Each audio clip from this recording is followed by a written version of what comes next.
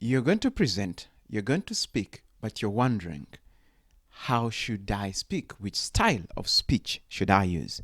These are the 5 different styles of speech, and I'm going to tell you when they should be used. The first one is called written speech. This is when someone reads word per word, either on paper or on a teleprompter. A teleprompter is that tool that usually presidents use that you never see. It's like a mirror, but it's actually a screen. They read their speeches, especially presidents in those countries. Now, that is best used if you're going to address a matter of controversy or a matter that you're not sure of, you're not very comfortable with. It's not your comfortable zone. So someone drafts for you a speech, please follow the script. Read everything per word. And there are ways of actually being a good speaker using a written speech. We shall discuss that later.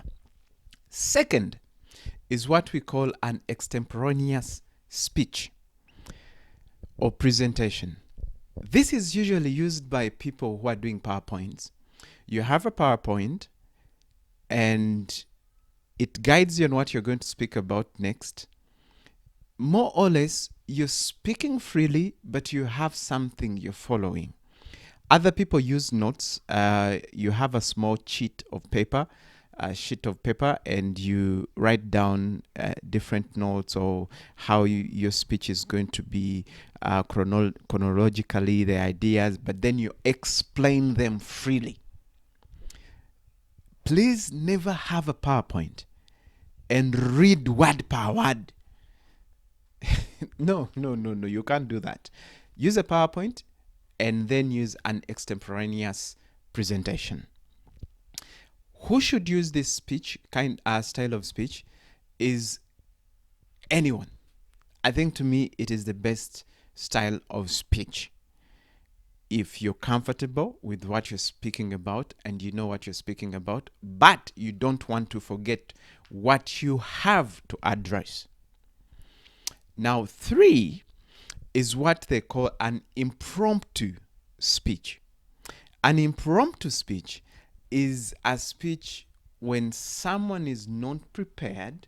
You're at a birthday party, you're at a graduation, there's a conference, and then they suddenly say, welcome, Dr. Apuuli. Please come and say hello to people, or please give a vote of thanks.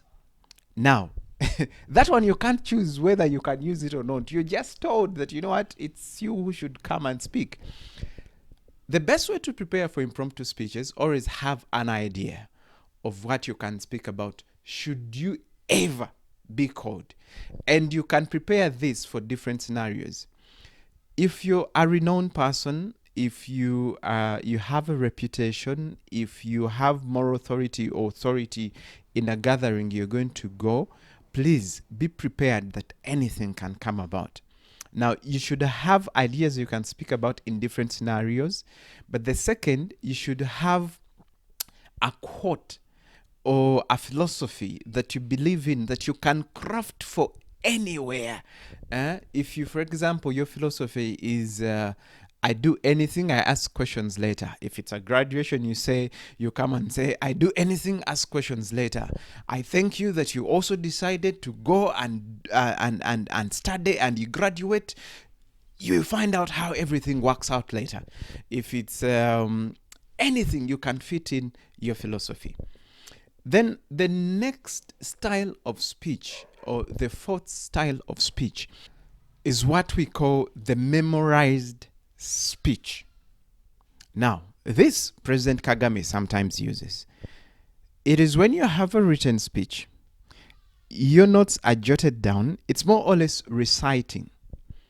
But over time, you memorize this speech. When you come to speak, people might think it's impromptu. They might think extemporaneous, might think it's freestyle, but you actually have memorized this. Never use this style of speaking if you have not spoken this same speech for more than 3 times.